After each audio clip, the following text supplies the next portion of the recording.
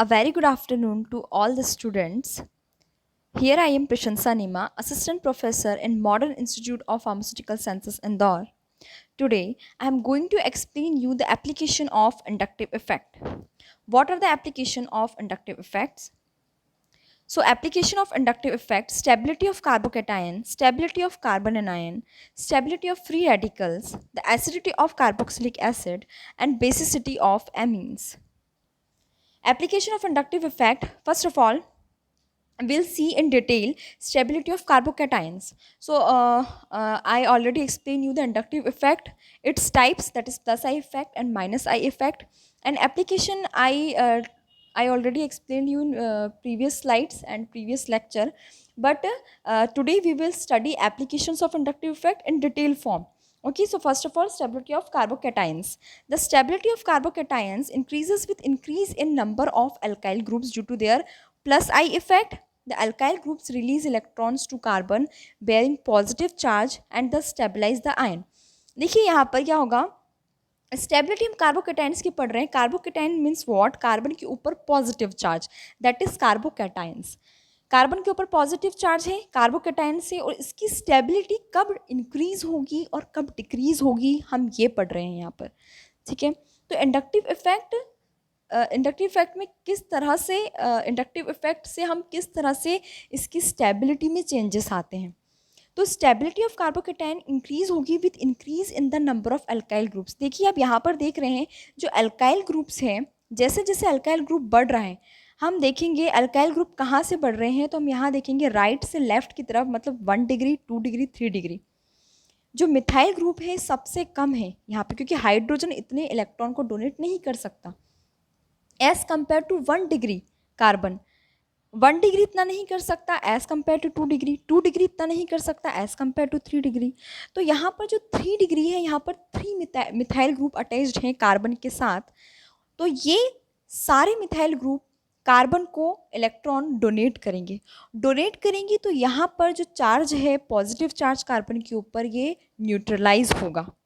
और न्यूट्रलाइज जब होगा चार्ज यहाँ पर, तो इसकी स्टेबिलिटी है वो सबसे हाई होगी, क्योंकि चार्ज न्यूट्रलाइज होने से डिक्रीज हो जाएगा. ओके, तो जहाँ चार्ज डिक्रीज होगा वहाँ स्टेबिलिटी बढ़ेगी. Both are inversely proportional to each other.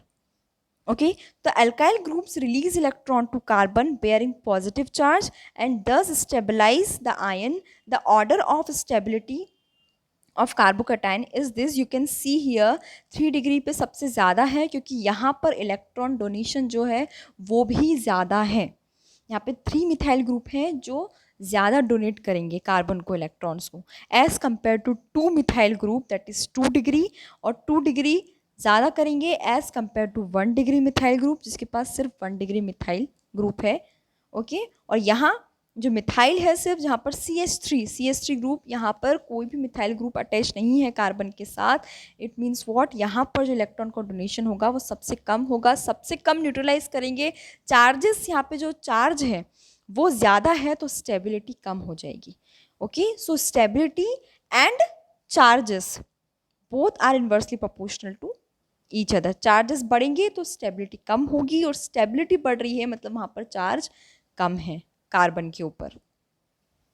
Next is stability of carbon ion.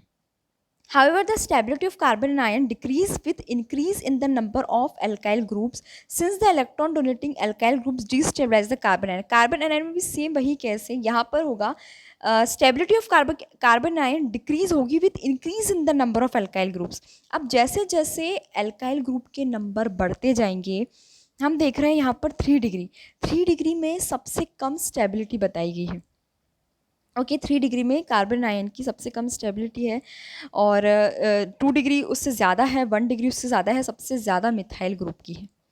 Okay, तो नंबर ऑफ़ अल्काइल ग्रुप्स, जैसे जैसे नंबर ऑफ़ अल्काइल ग्रुप बढ़ रहे हैं इसकी स्टेबिलिटी कम हो रही है, क्योंकि number of alkyl group donate करेंगे इलेक्ट्रॉन को तो कार्बन के ऊपर चार्ज बढ़ जाएगा. और कार्बन के ऊपर अगर चार्ज बढ़ जाएगा, नेगेटिव चार्ज अगर कार्बन के ऊपर बढ़ जाएगा, इट मीन्स वो स्टेबिलिटी कम हो जाएगी. ओके, तो सेम यहाँ पर यही है. मिथाइल ग्रुप, 3 मिथाइल ग्रुप है, 3 डिग्री कार्बन है, 3 डिग्री में 3 मिथाइल ग्रुप अटैच हैं, मतलब ये तीनों डोनेट करेंगे इलेक्ट्रॉन को कार्बन को, जिस वजह से चार्जेस इसके ऊपर ज़्यादा आ जाएगा क्योंकि इलेक्ट्रॉन ऑलरेडी इसके पास चार्ज है और तीनों मिथाइल ग्रुप इसके ऊपर इसको और इलेक्ट्रॉन को डोनेट करेंगे तो चार्जेस ज़्यादा होगा। चार्ज ज़्यादा होने की वजह से इसकी स्टेबिलिटी कम हो जाएगी। तो 3 डिग्री की स्टेबिलिटी कम होगी as compare to 2 degree, 2 degree की कम होगी as compare to 1 degree and 1 degree की कम होगी एज़ कम्पेयर, सबसे कम मिथाइल की होगी क्योंकि यहाँ पे एक भी मिथाइल ग्रुप अटैच नहीं है। फोर्थ वाले में अगर हम देखेंगे लेफ्ट से, ठीक है, लास्ट में जो लास्ट है मिथाइल जो लिखा हुआ है मिथाइल, यहाँ पर कार्बन के साथ 3 हाइड्रोजन ग्रुप ही अटैच हैं। तो यहाँ पर जो इलेक्ट्रॉन का डोनेशन जो हाइड्रोजन करेंगे कार्बन को वो सबसे कम होगा, इस वजह से चार्जेस कम होंगे यहाँ पर और स्टेबिलिटी इसकी बढ़ जाएगी। तो that's it stability of carbon anions. ठीक है, तो जैसे जैसे स्टेबिलिटी, यहाँ का फंडा सिर्फ ये, आपको सिर्फ एक फॉर्मूला अप्लाई करना है कि स्टेबिलिटी बढ़ेगी तो चार्जेस कम होंगे और चार्जेस यदि बढ़ेगा तो स्टेबिलिटी कम होगी। ओके, नेक्स्ट है acidic strength of carboxylic acid and phenols. The electron withdrawing groups -I decrease the negative charge on the carboxylate ion and दस बाय स्टेबलाइजिंग इट। यहाँ पे इलेक्ट्रॉन विड्रॉइंग ग्रुप जो रहते हैं वो डिक्रीज करते हैं नेगेटिव चार्ज को on the carboxylate ion. Carboxylate ion पर इलेक्ट्रॉन विड्रॉइंग ग्रुप कौन से होते हैं? तो इलेक्ट्रॉन विड्रॉइंग ग्रुप जो कि हेलोजेंस होते हैं, जो इलेक्ट्रॉन को विड्रॉ करते हैं, fluorine, chlorine, bromine, iodine, these all are the electron withdrawing group. ये डिक्रीज करते हैं नेगेटिव चार्ज को। अब यहाँ चार्ज को वो डिक्रीज करते हैं, इसीलिए स्टेबिलिटी को बढ़ाते हैं इसकी। ठीक है, decrease the negative charge on the carboxylate ion and therefore by stabilising it. तो विड्रॉ करते हैं जब ये, तो विड्रॉ करने से ये नेगेटिव जो चार्ज इलेक्ट्रॉन का ले लेते हैं तो वहाँ पे इलेक्ट्रॉन की कमी आ जाती है, means the charge becomes decrease.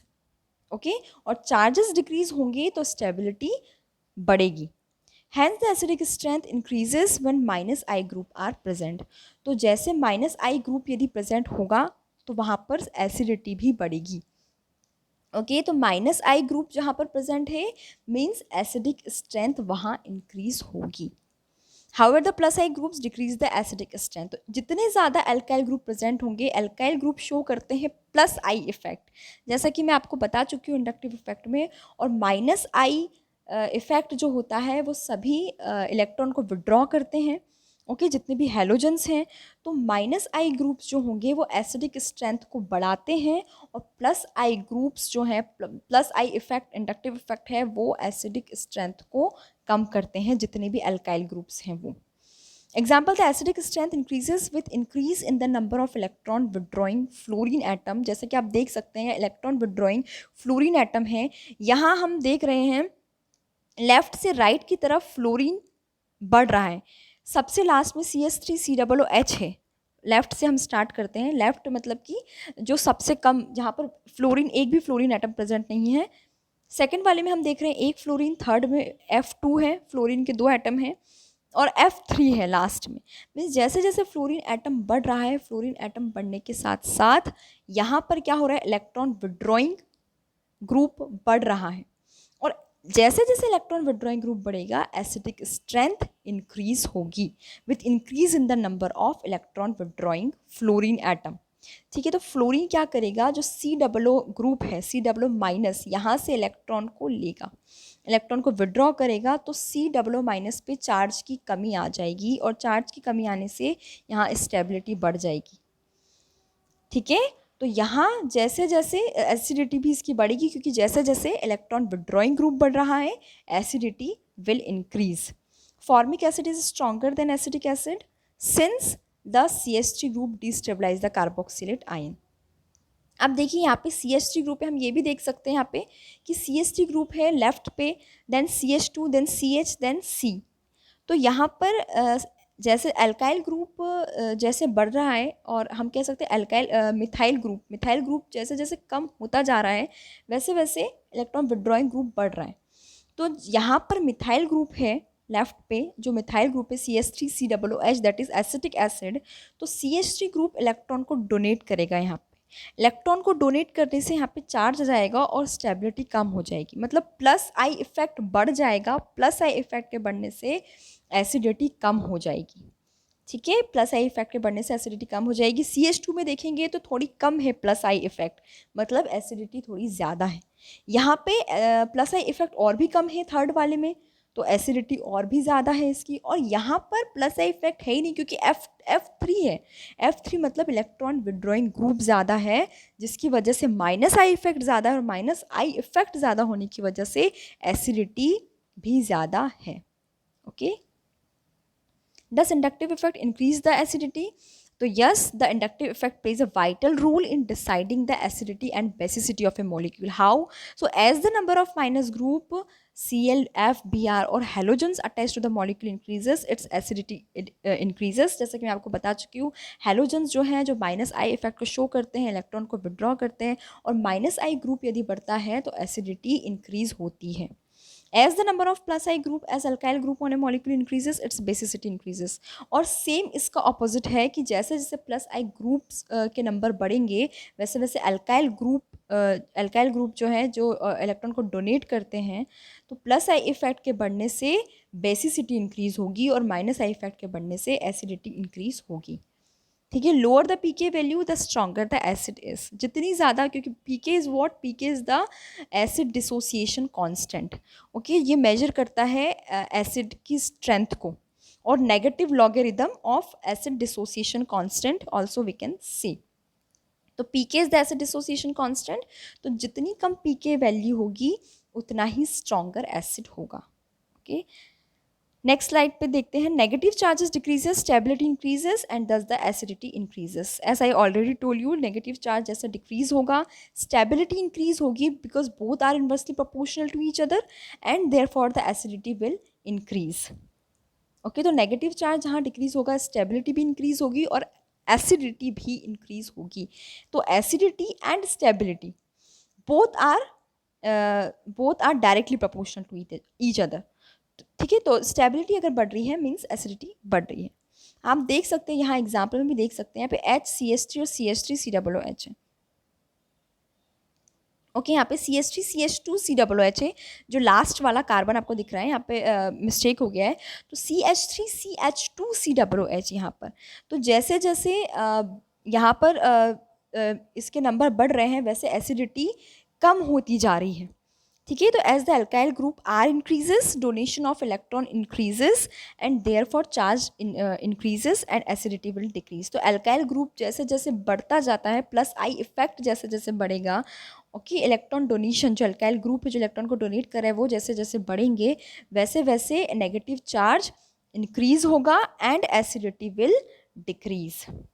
Okay, क्योंकि वो इलेक्ट्रॉन, क्योंकि अल्काइल ग्रुप इलेक्ट्रॉन को डोनेट करेंगे, और इलेक्ट्रॉन को डोनेट करने की वजह से चार्जेस बढ़ जाएंगी एटम के ऊपर, और चार्जेस बढ़ने से उनकी स्टेबिलिटी भी कम हो जाएगी और एसिडिटी भी डिक्रीज हो जाएगी।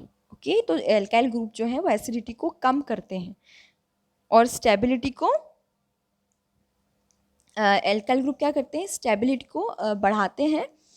अल्काइल ग्रुप जैसे डोनेट करेंगे इलेक्ट्रॉन्स को, वैसे क्या होगा, चार्जेस ज़्यादा हो जाएंगे, तो चार्जेस ज़्यादा होने से स्टेबिलिटी कम हो जाएगी, और स्टेबिलिटी के कम होने से एसिडिटी भी कम हो जाएगी। Okay, decreasing order of their plus I effect, हम देख सकते हैं यहाँ पे decreasing order of plus I effect, जैसे जैसे यहाँ पे प्लस आई इफेक्ट क्या हो रहा है, कम होता जा रहा है।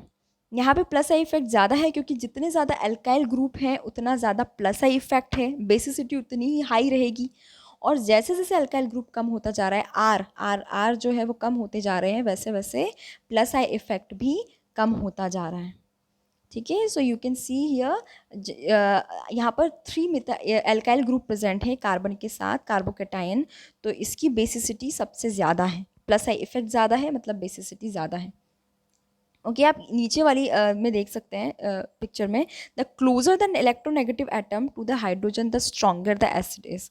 जितना क्लोज इलेक्ट्रोनेगेटिव एटम होगा, यहाँ पर इलेक्ट्रोनेगेटिव एटम क्या है, क्लोरीन, तो यहाँ पर देखिए जितना डिस्टेंस पे है उतनी ही कम एसिडिटी है उसकी, क्योंकि उतनी ही क्योंकि ये इलेक्ट्रॉन को विड्रॉ करेगा। क्या नेचर होता है हेलोजेंस का, ये इलेक्ट्रॉन को विड्रॉ करते हैं। आप डिस्टेंस पे यदि रहेंगे तो वो इलेक्ट्रॉन को ईजिली विड्रॉ नहीं कर पाएंगे एज़ कंपेयर जो क्लोज हैं। ओके, जैसे आप फर्स्ट वाले में देख रहे हैं यहाँ पे क्लोरीन सबसे पास है, सबसे क्लोज है COOH ग्रुप के, दिस इज COOH ग्रुप, और क्लोरीन बहुत क्लोज है, तो ये क्या करेगा, इजीली यहाँ से इलेक्ट्रॉन को विड्रॉ कर लेगा। तो माइनस आई इफेक्ट क्या होगा, बढ़ जाएगा, और माइनस आई इफेक्ट के बढ़ने से एसिडिटी भी बढ़ रही है। ओके, माइनस आई इफेक्ट बढ़ना मतलब एसिडिटी का बढ़ना। ठीक है, तो यहाँ पर इलेक्ट्रॉन जितना ज़्यादा विड्रॉ करेगा, इलेक्ट्रॉन की कमी होगी, मतलब कि चार्जेस क्या होंगे, कम हो जाएंगे, और स्टेबिलिटी बढ़ेगी और एसिडिटी भी बढ़ेगी। तो क्लोरीन जितना क्लोज रहेगा वो इजीली विड्रॉ कर पाएगा हैलोजन। ठीक है, यहाँ पर सेम यही है। तो इस तरह से जो एसिडिटी है वो लेफ्ट टू राइट इंक्रीज हो रही है। नेक्स्ट स्लाइड में देखेंगे, the paraphenol nitrophenol is stronger acid than phenol since the NO2 group is a -I group and withdraw electron density, where is the paracresol is weaker acid than phenol since the CH3 group shows positive +I inductive effect. यहाँ पे आप देख रहे हैं paranitrophenol है, phenol है और पैराक्रिसॉल है। यहाँ पे decreasing order of acidic strength दिया हुआ है, मतलब सबसे ज़्यादा पैरानाइट्रोफिनॉल जो है उसकी एसिडिटी होगी, उससे कम फिनॉल की होगी, और सबसे कम पैराक्रिसॉल की होगी। क्यों उन्होंने बोला यहाँ पर, क्यों, the paranitrophenol is stronger acid than the phenol, because जो पैरानाइट्रोफिनॉल है वो स्ट्रॉन्गर एसिड है यदि हम कंपेयर करते हैं उसको फिनॉल से। The NO2 group is a -I group and withdraw electron density. यहाँ पर जो NO2 है पैरानाइट्रोफिनॉल में, ये इलेक्ट्रॉन विड्रॉइंग ग्रुप है, तो ये इलेक्ट्रॉन को विड्रॉ इजीली करेगा एज कंपेयर टू फिनॉल से। यहाँ फिनॉल में कोई नहीं है ग्रुप ऐसा। नाइट्रो ग्रुप जो है नाइट्रोफिनॉल में, पैरानाइट्रोफिनॉल में, ये इलेक्ट्रॉन को विड्रॉ करेगा। यहाँ पे विड्रॉ करने की वजह से -I इफेक्ट बढ़ेगा, तो एसिडिटी जो होगी वो बढ़ेगी। ठीक है, तो acidity of paranitrophenol will greater than phenol, and phenol की एसिडिटी विल ग्रेटर देन पैराक्रिसॉल, क्योंकि पैराक्रिसॉल में मिथाइल ग्रुप आ गया, that is methyl group alkyl group जो कि इलेक्ट्रॉन को डोनेट करते हैं। तो यहाँ पे +I इफेक्ट रहेगा as compare to -I effect, +I effect ज़्यादा रहेगा। ठीक है, weaker, where is the paracresol is weaker acid than the phenol since the CH3 group shows the positive inductive effect, that's why. ठीक है, तो ये रहेगी इसकी एसिडिटी, मतलब इस तरह से हम इसकी एसिडिटी को मेजर करेंगे। Okay, acidity, stability and negative charge and positive charge, इस तरह से तीनों इंटरलिंक है। जैसे कि मैं आपको बता चुकी हूँ कि चार्जेस बढ़ेगा तो इलेक्ट्रॉन विड्रॉ और इलेक्ट्रॉन डोनेशन से चार्जेस का बढ़ना घटना रहेगा। चार्जेस बढ़ेंगे तो स्टेबिलिटी कम होगी, because both are inversely proportional to each other. और यदि स्टेबिलिटी, चार्जेस के बढ़ने से स्टेबिलिटी कम होती है तो एसिडिक स्ट्रेंथ भी कम होगी, और चार्जेस के कम होने से स्टेबिलिटी बढ़ रही है तो एसिडिक स्ट्रेंथ भी बढ़ेगी। बेसिक स्ट्रेंथ ऑफ एमीन्स देखेंगे हम, the electron donating group like alkyl group increase the basic strength of amine, whereas the electron withdrawing group like aryl group decrease the basic nature. Therefore, alkyl amines are stronger Lewis base than the ammonia. जो alkyl amines होते हैं वो stronger Lewis base होते हैं than the ammonia. Why? यहाँ पे order of basic strength का दिया है, सबसे ज़्यादा जो basic strength बता रहे हैं वो CH3NH2 की बता रहे हैं। That is क्या है यहाँ पर, amine donating groups like alkyl groups increase the basic strength. alkyl group NH2 के साथ alkyl group लगा हुआ है, that is methyl. तो electron withdrawing groups जो हैं like aryl group decrease करते हैं basic nature को। तो डिक्रीज मतलब C6H5NH2, मतलब जो रिंग है बेंजीन रिंग उसके ऊपर NH2 ग्रुप लगा हुआ है। ठीक है, तो यहाँ ये एसिडिक स्ट्रेंथ को कम करते हैं। कौन से, aryl groups acid basic strength को कम करते हैं एज कंपेयर टू एमीन्स। ठीक है, तो एमीन्स की यहाँ सबसे ज़्यादा बेसिसिटी होगी as compare to aryl groups, because they decrease the basic nature. तो alkyl amines are stronger Lewis bases than ammonia, whereas aryl amines are weaker than ammonia. Okay, और अमोनिया से भी ज़्यादा बेसिक होगा alkyl amine। नेक्स्ट है and last है stability of free radicals.